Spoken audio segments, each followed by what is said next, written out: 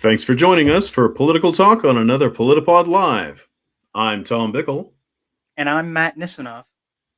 here to discuss tonight's current political events. Tonight we'll cover the Minnesota ice murderer, Greenland, DOJ threatens the Fed chair, money anywhere else, prosecution persecution, and if we have time, a Trump dump. We will also have our segment Rebellions Current and Historical in two parts. But we'll start with Minnesota ice murderer. Word is that the ice murderer in Minnesota was with the Border Patrol from 2007 to 2015. This is important because in 2013, the Border Patrol put down a report that was made on how the officers were acting and if there was any issues or problems from that. Page 8 of the report talks about officers stepping in front of vehicles to be hit and therefore justify the use of sidearms or firearms in order to use lethal force, and that this was a problem. The Border Patrol at the time, at least, felt it was a problem. And in the document, I don't know if we have that document up. The Border Patrol Custom, there it is, I apologize. The U.S. Custom and Border Protection Use of Force Review, Case and Policies. Now, that one's from February, as I say, 2013, when Jonathan Ross was still a Border Patrol agent.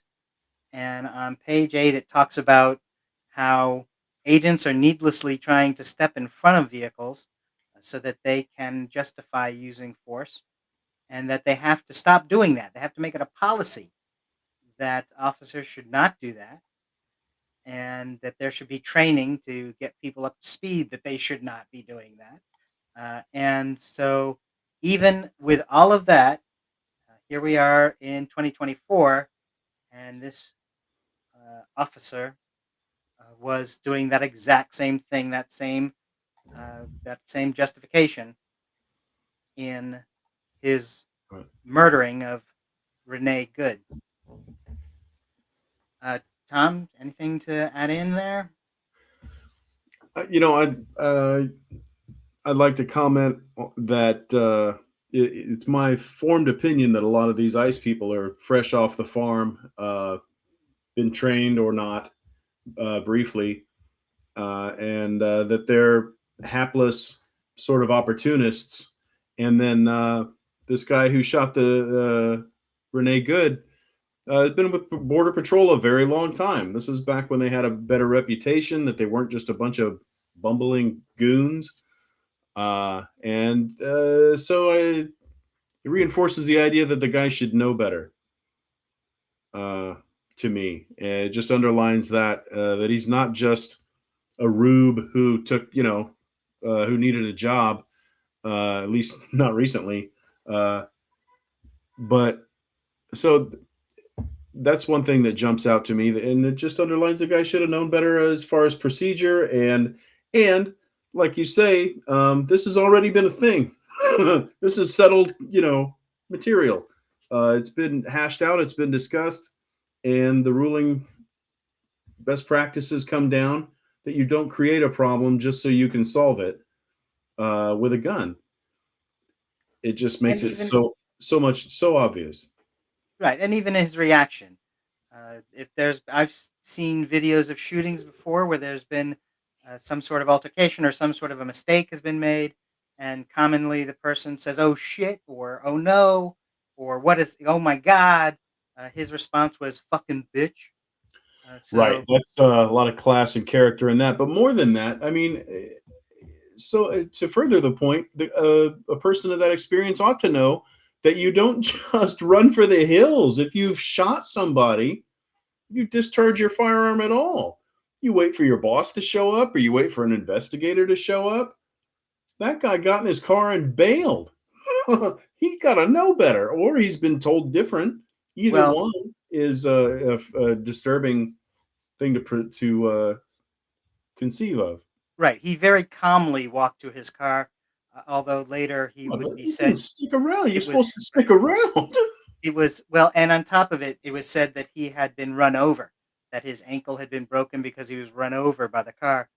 But the video clearly shows he's not injured. He's not even harmed in the least. He's very calmly walking back to his vehicle that is not exactly right next door to the incident. So he was fine, and he knew what he was doing, and he walked away very calmly.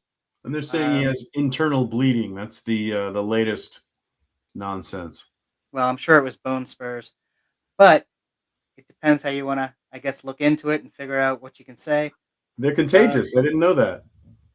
yeah, right, exactly. I think I know who patient zero is.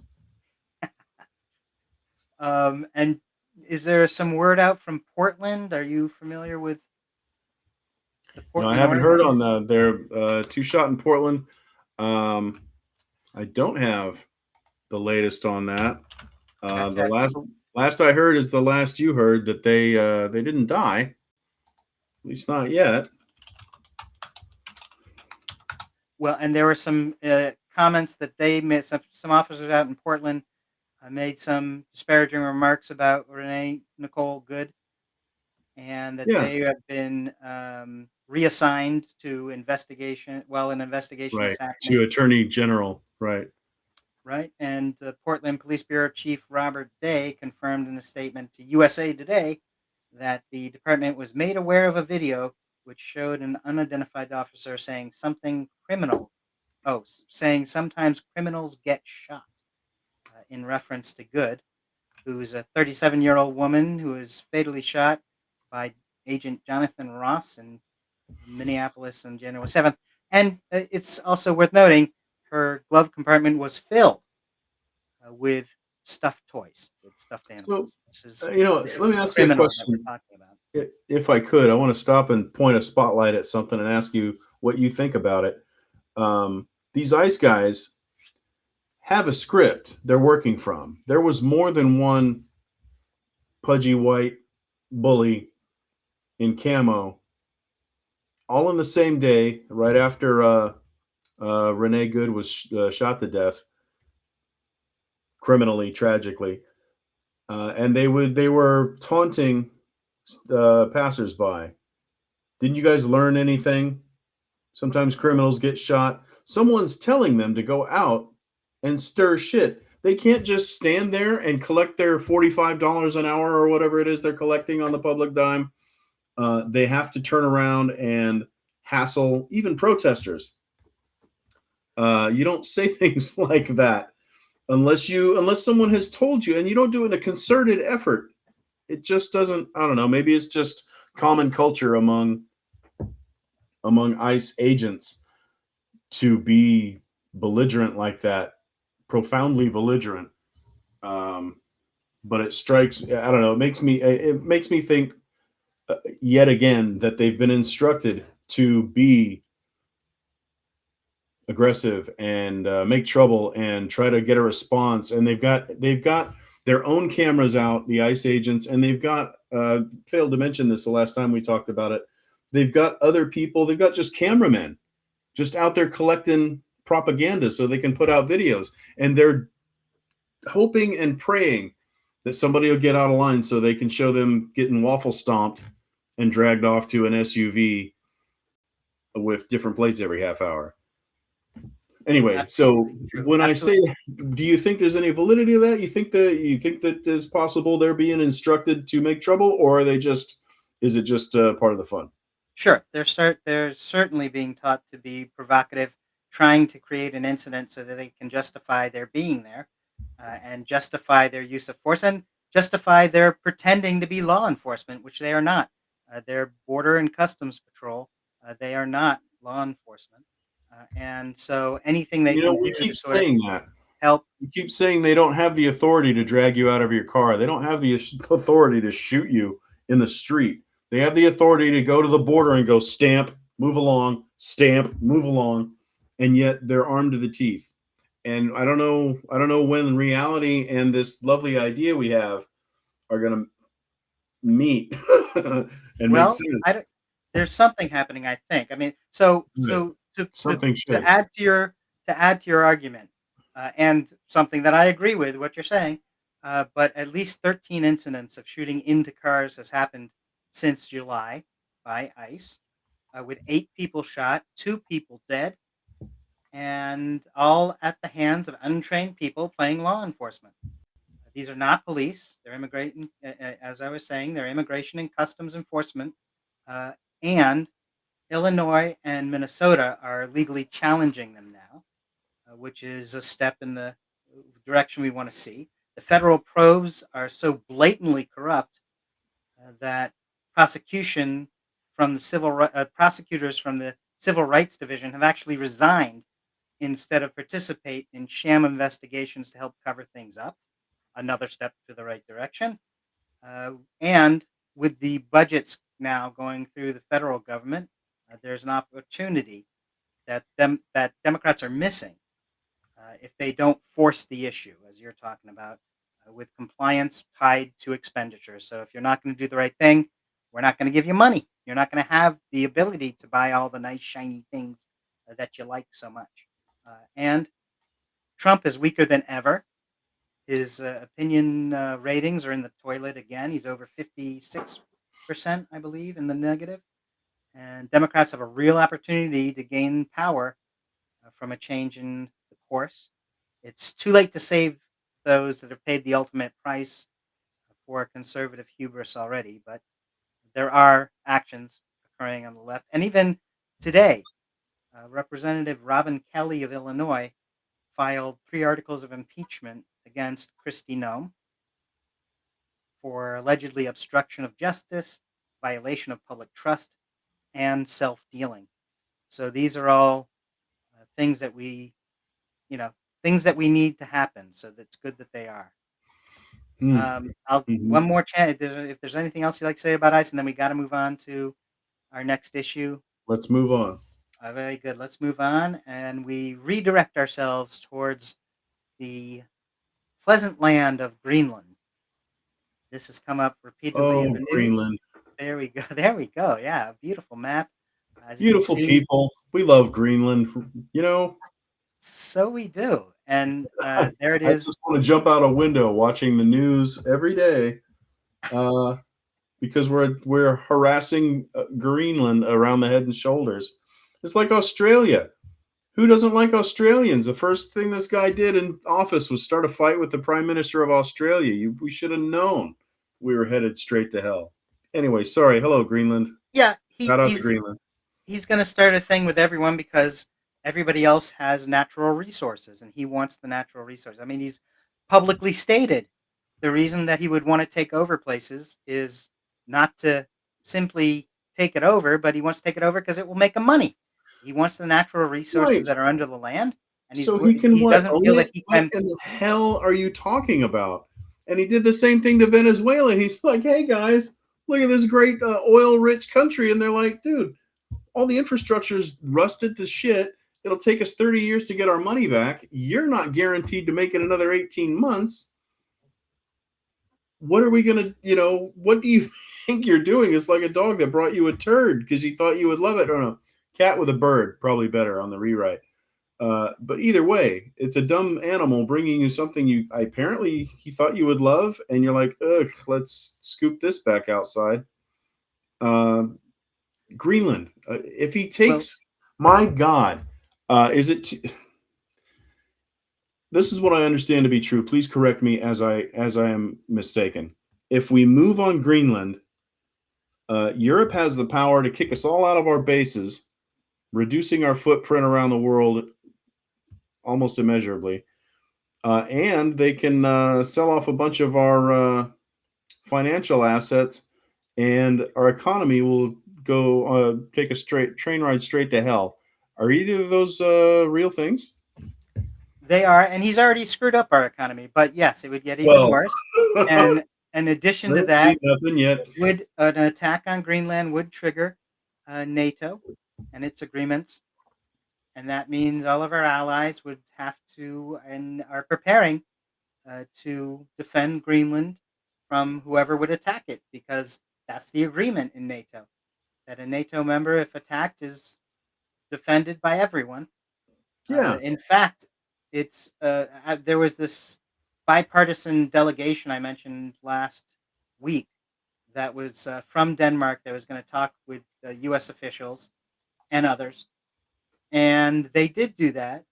But after the meeting, the Danes came out and said there are fundamental disagreements, and there's nothing that we can, there's a stop in the talks because there's no way we can move forward. But what did come out of that is that the Danes allowed a team of 13 German soldiers to come to Greenland in order to provide reconnaissance for EU troops. So that's 13, happening. huh? That's taking place. And you're right, the whole thing about critical resources, they're not currently being brought out like Trump would like to see, or he's been told that he should see. And because he doesn't own it, he's making statements about how he can't possibly protect Greenland because he doesn't own it. It's not a personal interest, and he just doesn't care about it until he does. So if he takes it over, then he'll be happy to defend it. But the problem is, as we were just talking about, that triggers NATO, and NATO is ready to do that, take that step. And so then he whines about how NATO never really loved him, and they didn't give him a peace prize or whatever it is they didn't do for him. So Yeah, where do we yeah. go from I here? mean, just the lip smacking, profound absurdity of it. Hey, if you don't properly strip mine that island to within an inch of its life, I'm gonna bomb it. Any questions? Greenland, we're so sorry. We're doing everything we can to get this fixed and mixed, and this little mix-up all tidied again. And Hang in there. before we head on to the next segment, I believe we do have a shot of the sort of territory that we're talking about, the town or a village in Greenland, what it looks like. I don't have that. I No worries. We'll, apologize for we'll have that technical for you difficulties. next week, That's right. but hardly a, um, well, frankly, quite idyllic with the northern lights right over it. So it's beautiful. And it's quite a change of pace to see. You So, know what? but let's move on to, oops, there we go. Nope, nope. Let's move on All right, we'll from move on. Greenland. We'll head off to the rebellions, current and historical, part one. And you wanted to mention a couple of things about Paris, I believe. Yeah, there we go. Rebellions, Absolutely, revolutions, and history. absolutely. Always happy to invoke Paris. And when it comes to rebellions and revolutions, our friends the French, boy, they are not to be diminished in comparison. Uh, I've been reading up a little bit on the resistance. Current times. No particular reason. Just reading up on Nazi occupation and authoritarianism. And in Paris, uh, there was a lot going on in the 40s. And the first significant resistance, according to my friend Wikipedia, the first significant resistance organization in Paris was formed in September in 1940. I believe the Nazis were in June. So by September, a group of scholars connected with the Musée de l'Homme, the Museum of Man, the Ethnology Museum located in Paris, they were it was started by a bunch of museum nerds. How beautiful is that? In France, they revere their intellectuals, and by golly, for good reason, because they will organize and fight you. And one thing they did is they used they used the museum's mimeograph to put out their newsletter called the Resistance. Resistance. And they used the copier at work. If you're fomenting a revolution, never discount the Staples account. I thought that was great. Um, they collected and established a network and collected information. Um, Another thing that occurred in the Paris occupation, they adopted the V for victory, and I thought that so anyway, we've got intellectuals forming networks. No reason to think that can't parallel to today. and communication, underground communication, clandestine communication could be handy. Just saying, if you're a student of history. The V for Victory, they had a nice, simple visual. You know, they had a logo. People could scrawl it with around Paris with chalk or something else to keep the Germans on their toes, let them know you're surrounded. Uh, Psychologically, that's got to be a good thing. Um, you know, we could adopt a little branding against an authoritarian. So I thought that was, you know, a little practical. History doesn't repeat, but it rhymes, like they say. Anyway, so I thought those were some interesting tidbits.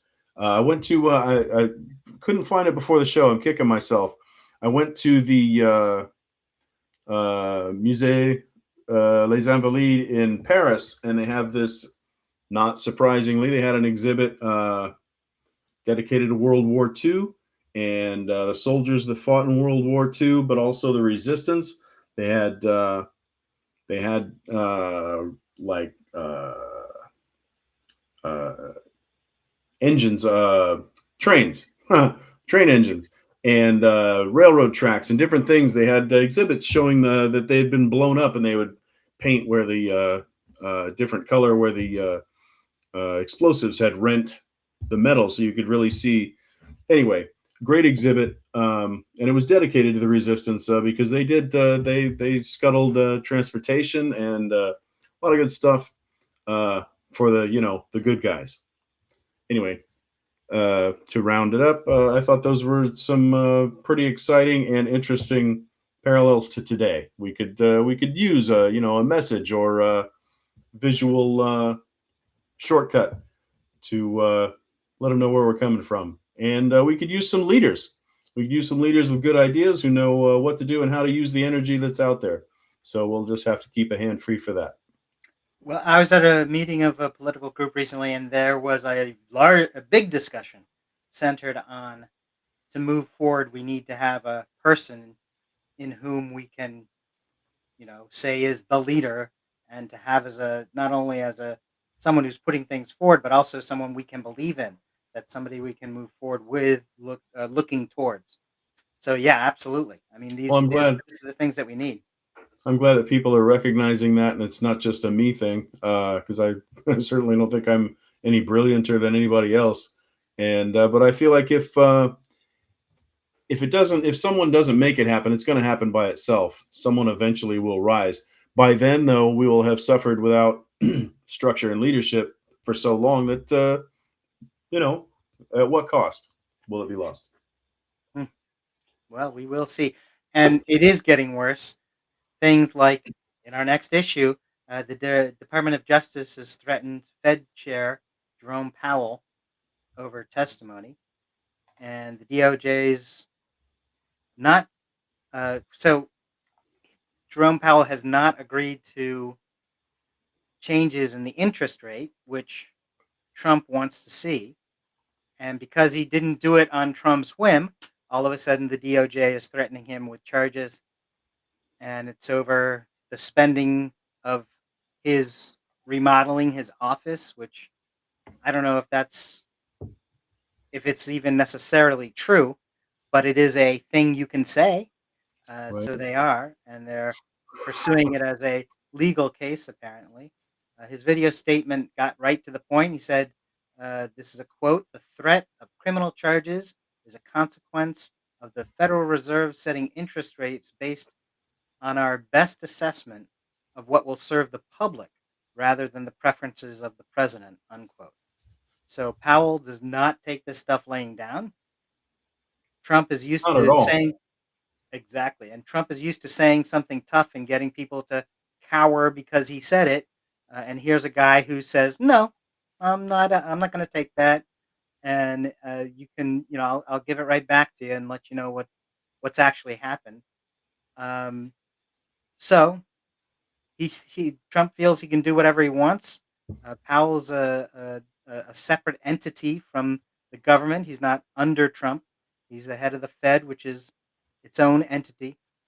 So none of this money was actually out of the tax coffers. So there's no direct link in any case. And ultimately, it probably won't work. It won't stand up in court. Even Republican senators are vowing not to support any new nominee for the Federal Reserve until the legal matter gets fully resolved.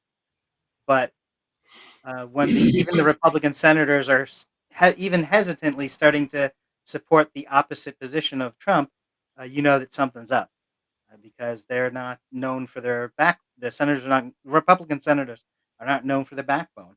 They're known for going the way Flexible. that the wind is going. Yeah. So maybe I don't know. Maybe authoritarianism is bad for business. You know, Could be. could be. I gotta say, I love the way I don't. I feel like the longer I live without paying attention to economic news, the more I win. It's just not my subject. I don't feel strong about it. If I read federal chairman, I'm gone by like the time you get to his last name. But I do, and this is pretty approachable. I feel like I understand that this guy needs to play it straight for the good of the economy, and they want to just juice the shit out of it so they can rate it, and then you know, in 10 months when he's no longer in office because we're going to impeach him, God willing, uh, then he'll have just run away with all the loot. I guess I don't know how he sees this coming down, but uh, the story is straightforward, and I appreciate that about it. Yeah. And I love the way Powell went right to camera. This guy doesn't strike me as physically imposing. He doesn't look large. He doesn't look especially robust. But this guy stared straight down the pipe and gave it to you straight. It wasn't a long-winded address. It didn't have a lot of big words. He looked right in the camera and said what was going on. Good for him. And we need that. We need clarity, brevity, bam, right in your face. And while he wasn't physically imposing, he did have a strong, clear voice. Sound like he meant it and knew what he was talking about. Good for him. More power to him. And I love that this is turning into a Chinese finger trap that old Mushroom Pants has stuck it into, because now he has to go through with it. It has to look. If it's like any of those other cases, it's absolutely written on the back of a napkin with next to a cartoon set of boobs. There's no. It has. I expect. I'm gonna be very disappointed if it doesn't burst into flame at the first contact with reality and the courts. I can't imagine Powell has done anything that they can pin on him. He just doesn't seem that exciting. Okay, I could be wrong. We'll Yeah. find out. Yeah. But it just seems like it couldn't be more obvious of that. It's just uh, uh, Same threat. old. Yeah, it's blackmail. What's the Yeah. word? Two words sounds like. Um, and that nobody rich wants that. Nobody wants Trump with his hand on the lever. Economy good, economy bad. Economy good, economy bad. It's not going to be good for them. They need stability to make the system pay for them. They need to know what's going to happen next year and next 10 years. And Trump is like, every day is a new day. So I love that it's not paying off. He thinks he's going driving to glory, and he just keeps running into speed bumps and brick walls. So, and thank God for that, because too much has So, already gone his way. and you had mentioned that you are not a big fan of economic stories, and True. that they kind of have your eyes glaze over, and you're kind of waiting for the last sentence.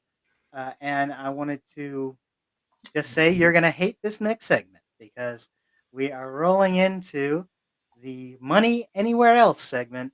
Yes. We're going to talk about a couple of things economic, one being a trade deal that's being reached by the European Union and Mercosur, which is a trade collective in South America. In fact, it's most of South America. The EU and uh, South America have a trade deal on tap here that's going to remove most tariffs and reduce anything that's left, any other tariff that's left, including things like beef will be reduced to 7.5%, and Farmers in France and Poland are very unhappy about this deal. It will clearly mean that there'll be more products coming from South America, and they don't like that. They're blockading streets with their tractors in France and Poland over this. What's French Meanwhile, for in good trouble? That's what I want to know. right, exactly. You mentioned that they are well rehearsed in acting. They are not shy about their making their opinions an action. That's right. And so we're seeing that here as well. However, Italy and Germany are for the trade agreement, so they are backing it. Whereas in South America, the catch is most of the countries, as I said, so Brazil, Argentina, Bolivia, Paraguay, Uruguay, and even one Central American country being Panama, which is connected to South America. All of those are the full members. The other full member, Venezuela, has been suspended actually since 2016. So there have been internal issues that have taken Venezuela or caused Venezuela to be suspended in the trade pact. But almost every other country that is in South America is then a associate member. So it will involve all of that continent, and even Mexico has a observer status in this trade group. So there's far-reaching repercussions. And in general, these countries are for the deal to open markets. But what they don't like, the South Americans don't like the environmental protections or the labor protections that the Europeans are bringing to the table. So there's plenty for each side to like and not like, as any trade Right. agreement I expect. And we'll have to sit Sounds and familiar. see.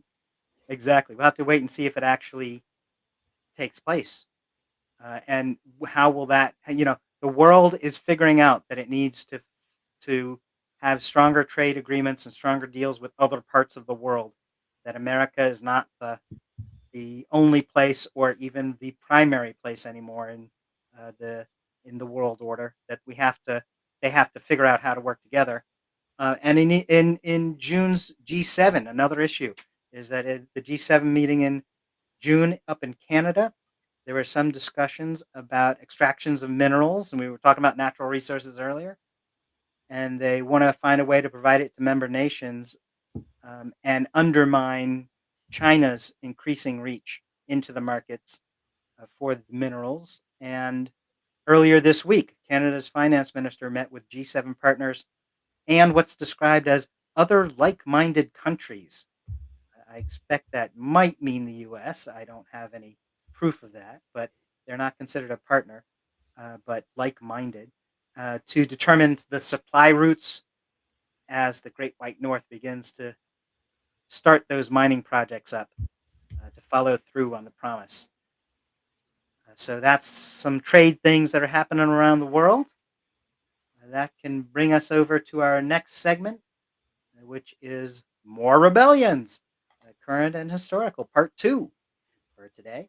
A couple of things are going on that should be mentioned, and that would be, for starters, Iran. What's happening in Iran is there are actions being taken against the government. People are in the streets, and it has there's actually several thousand people who have been killed in the streets, and more people are going into the streets as well. So I don't know. Do we have a video that we can run for a second? About a minute's worth of a video showing what's actually happening in the streets.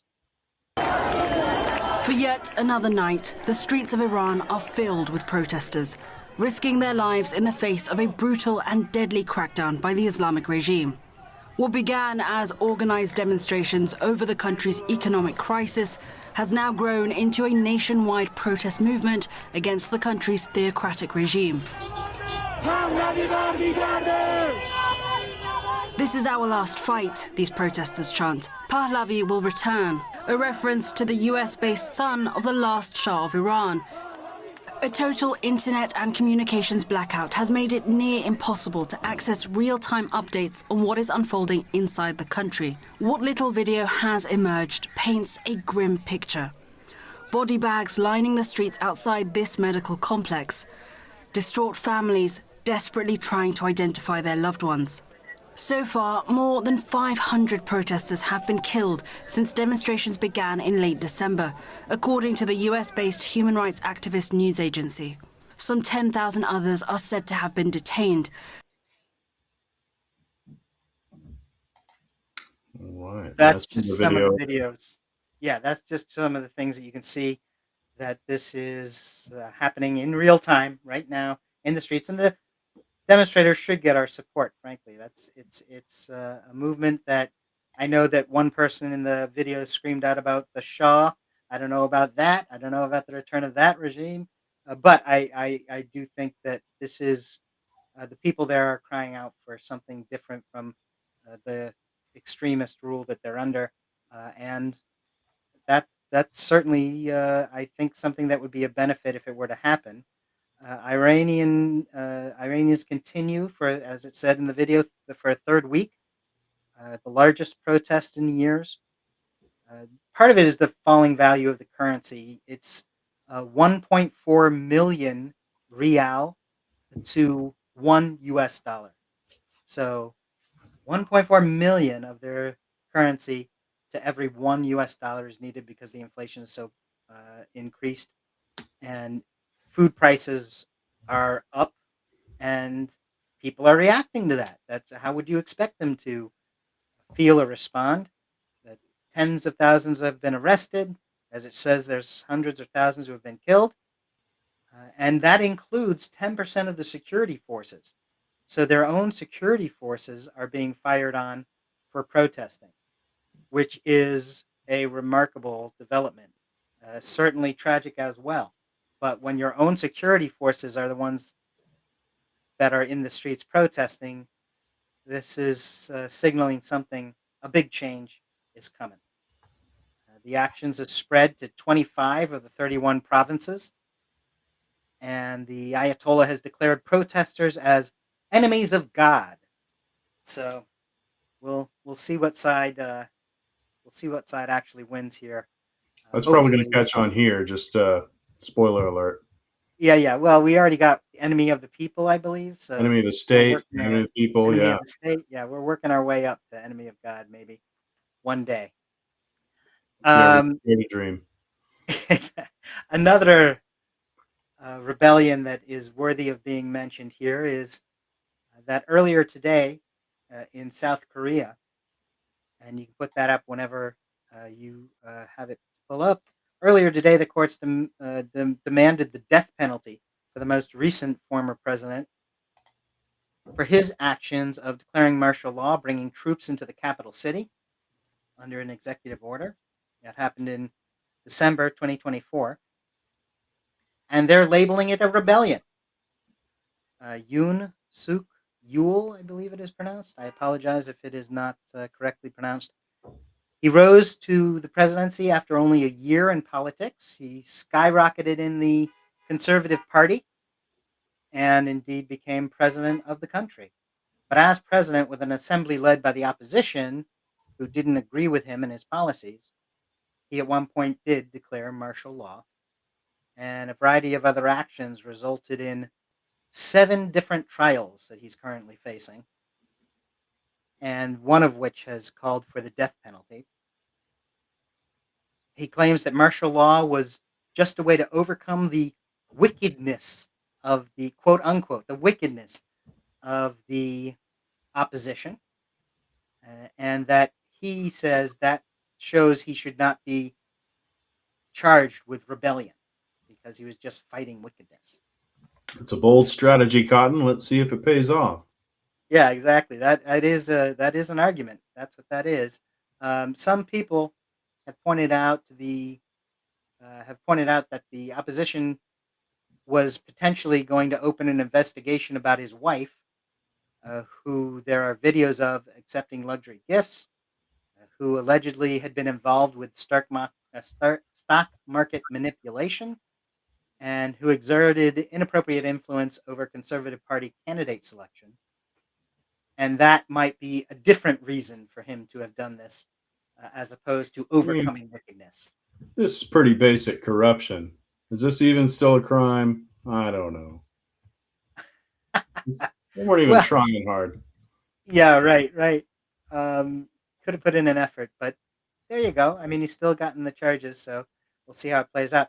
The last time, and I mentioned this was over a call for the death penalty, but the last time there was a call for the death penalty was the leader back in the mid 1990s, who is a military strongman, Chun Du Huan, and he was sentenced to death, though later it was commuted to life in prison, and then later on, even further later on, was reduced to parole. So I don't know that Yoon will actually face the death penalty, but he is being charged with it, and he may even be found guilty of it. We'll have to continue to keep an eye on South Korea and see how they handle it. But getting him out of office and getting him into a courtroom, excellent first step. I mean, there's an example that that is a good one, I think. Anything else about South Korea or Iran before we move on? I'm not sure what to make of it, but Nicolas Sarkozy just went to jail in France, and he was out in like 3 weeks. He had a 5-year sentence, and like 2 or 3 weeks later, they're like, "Well, that's close enough. House arrest or something. I don't know what he's doing now, but he ain't doing it in prison." And some of these guys, they get the death penalty, and then they get paroled or commuted, and then some of them just I don't know. I don't know what the difference is. It just perplexes me. I feel like at some point I want to feel a little satisfaction. Oh, you can hold your leaders to account. Oh, you can put people in jail. And you're like, you feel vindicated. You're like, well, at least one country got it right. And then 3 weeks later, just cha cha cha cha cha, I'm free as a bird now. Uh, so I don't hope the guy. I'm not wishing anybody dead, but I would like to see some consistency. I don't like how it's too fashionable to let people off the hook, and bygones are bygones, and he meant well. He's not a bad guy after all. No, they're very bad people. Some of them are very bad people, Yeah, and Bolsonaro is still in. yeah. So we'll see what happens with that, and then we'll see what actually happens with Yoon. We'll just can't predict what will happen. But yeah, you are right. There's a lot of them that do wind up being provided with serious sentences, and then things boil down over time, and So off they many go. things. You got appeals. You got I don't know. Who knows? Well, so let's move on then, and that Yeah. is bringing us to our next issue, which is we're calling prosecution persecution, which is meant tongue in cheek, really. There's, as is inevitable, Pam Bondi's run afoul of the of he who is allegedly called Chicken Mussolini. The DOJ's failure to persuade to prosecute Letitia James and James Comey due to the Trump-appointed Lindsay Halligan is now all Bondi's fault, according to Trump, and we'll call. We'll see what actually happens in the long run to Pam Bondi, because now apparently his being upset over this, while he was a big fan of hers and put her in the position and wanted her to do well, she hasn't done. He's blaming her for his failures in how the U.S. attorneys have been handled. So a federal judge Wait a last second. Thursday, yeah. Are we moving off of Pam Bondi? No, this is all part of the same story. Oh, then please do continue. Yeah, so here's the background to it, is that a federal judge last Thursday ruled that John, I believe it's John Sarcone, who's the U.S. attorney in the Northern District of New York and President Donald Trump's temporary pick for acting U.S. attorney, is actually what it was. the judges declared that he's serving illegally. The decision is made because Trump is allowed to call someone an acting U.S. attorney and avoid having the Senate go through its process in nomination and review, but he's only allowed to do that for 120 days.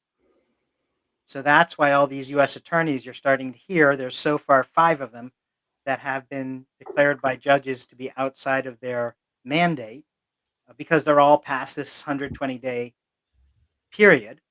So they're not acting legally.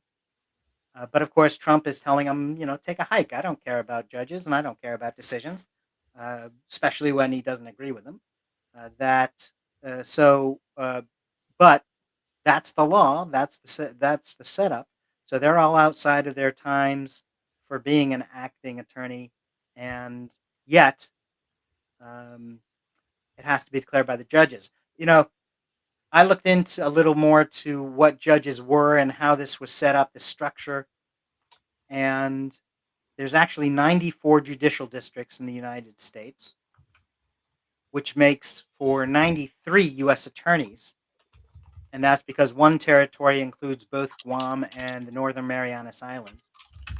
And then large states like New York and California and Texas and Florida, they have splits in their districts. They have a North District, South District. Some have an East or a West. Some have a Central District.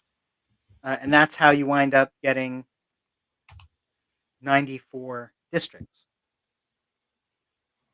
And that whole idea of the acting attorney generals being able to avoid review by the Senate by being appointed for only 120 days is part of the rules. So you can get away with it for that long. But of course, Trump doesn't believe in having to do things a second time. I mean, my God, can you imagine? Can you imagine he'd have to actually sit in a room and maybe sign a document or actually talk to senators or, what sort of thing would he have to suffer? You might have to Beyond play a full 100. round of golf. Exactly. It would end exactly. Exactly. This is the sort of tragedy we have to avoid. So back to Pam Bondi. So now Trump is sort of saying it's Bondi's fault. Everything is on her, and I don't know. Maybe he's not going to be able to change horses mid-race, but he's sort of, as he always does, trying to move things onto a scapegoat and an easy one, and then someone nearby, because he has no loyalty as well. Who's ever closest gets it, and so we'll see what actually happens with her. Well, I have to wonder, is he going to get rid of her, even for something like this? In this Trump 2.0 administration, he hasn't dumped many people, if at all. I don't know. Do you remember any, certainly not any cabinet level members that I remember? Yeah, certainly not yet. Um, And he's had some doozies. You've got Kegg's Breath, who not only had the Signal Gate mess. I mean, he coughed up live intel of an impending attack to the press, the hated enemy of the state. I mean, for God's sake, it's like shoving garlic and silver into a vampire's eye. I mean, it's just the two should not coexist. And then he had that ridiculous. Anyway, Hegseth. Enough said. well, he You've had got, right. and He he had hasn't. Seth. Yeah. Go ahead. And the latest is that Tulsi Gabbard, the director of national intelligence, if you can choke that word out about her, is apparently also DNI is being in the White House, given the extension. It's not director of national intelligence; it's do not invite. They don't include her in meetings Right. currently because she's out of favor. But as you say, he hasn't cut her loose, so she's not doing what he wants exactly. So he doesn't want her around, but he's not going to fire her. But he's not going to include her, so she doesn't know what's going on. I So how mean, many people can he do that with? Kristi Noem has had people shot in the face in broad daylight in the street and he's not getting rid of her. And it makes me think that he needs loyal people. And who can you just turn around and say, look, we got an opening. Can you do some crime to keep your mouth shut? All right. Those are hard to come by. There's a lot of pressure. I think I think he's got his people where loyalty truly is the currency, and he needs somebody he can wipe his dirty feet on at any moment, all the time. And Pam Bondi, again, people are being shot in the street. Hegseth gave up live intel. So if you won't cut, if those heads don't roll, Pam Bondi just serving as a human shield for all the slings and arrows of the Epstein and all these other sins, you know, Right. I don't Right. think Well, I don't know what it would take for him to cough up a cabinet member and reach for a new one at this point. I guess we'll find out. right. Right. We'll certainly find out sooner or later because he's going to have to start blaming other people for stuff soon. Blame them and actually follow through on something. I think. I mean, these 5 U.S. attorneys are gone, so that's one thing, at least by the courts. And then They've we'll see what fired happens with dozens the and MAGA hundreds community. of people from the word go. They won't even miss them. I don't know. I'm probably just blissfully ignorant of how that things work. But I mean, we've cut off entire arms and legs of this government. 3 guys from, downtown walk out the door. That I don't know. Maybe they've got a surplus of brilliant lawyers they can plug in. But they seem to be willing to take these hits. They don't care if anything works in this government. God forbid, especially law enforcement. If they can handicap that, I mean, that's Yeah, win-win. yeah, Uh, yeah, yeah. They definitely don't. Yeah, that law enforcement is not a is a thing you pay lip service to. It's not something you yeah. actually take What? pride. We lost competent prosecutors in that district? I've got a business opportunity. Right, right. Yeah, fair point. We're going to move on to a quick word here from someone I follow on Facebook. I don't know if you do as well. There's a Mm, comedian, Steve Hofstetter, who's doing his thing across the country. Uh, he's out there on tour. But part of what he decided to do in one of his posts recently on Facebook was outline a brief history of the releasing of the Epstein files. So I thought I'd take a few quick minutes here and read out the post because I think he did a wonderful job with it. The Epstein files were sealed and could not legally be released at all until January 2024. Roughly 4,500 pages of files were released on January 9th, while some more trickled out over the next year. There would have been needed an act of Congress to unseal and legally release the rest. Congress was controlled by the GOP, so a vote didn't happen despite repeated calls for one from several Democratic Congress members. On February 21st, 2025, Pam Bondi claimed that she had the Epstein files and client list on her desk and would release them within a day. She and some MAGA influencers took photos of what she claimed were the files. On February 22nd, nothing was released. Public pressure mounted to release them, yet was ignored. On July 7th, Pam Bondi reversed her position and said there was no client list, despite her previously claiming to have it on her desk. Where did it go? Yeah. On July 16th, Donald Trump called the Epstein files a Democratic hoax. On September 2nd, the House Committee on Oversight and Governmental Reform, with all 4 ranking and vice ranking members being Democrats, voted to release roughly 33,000 pages of documents. Public pressure to release all the files increased. Over the next 2 months, Democrats gathered most of the votes they needed to release the Epstein files. On September 3rd, Donald Trump again said the files were a Democratic hoax, a term he'd used many, many times over the next 3 months. On September 23rd, Democrat Gravalia won her election to Congress out from Arizona. which would make her the deciding vote to release the files. Mike Johnson refused to swear her in. On November 12th, thousands of Epstein emails were released to the public due to a lawsuit in England. These emails included allegations explosive enough to shift several Republican members of Congress to vote for releasing the files. That day, Johnson finally ended the longest delay in congressional history and swore in Gravalia. Over the next week, all but one of the remaining GOP congressional holdouts switched their votes to yes, and on November 19th, the House and Senate passed the Epstein File Transparency Act, which compelled all files to be released by December 19th. Nothing the public hasn't already seen was released until the day of the deadline, when Trump's Department of Justice released fewer than 1% of the files. In fact, it was 0.6%. Most of what was released was heavily redacted. Keep redacted in mind. That will come up in just a few minutes. By the DOJ's court, more than 2 million documents remain unreleased, though other reports estimate the number closer to be 5 million. It's been nearly a month since then. Nothing's changed, and more than 99% of the files still remain unreleased in clear violation of the law.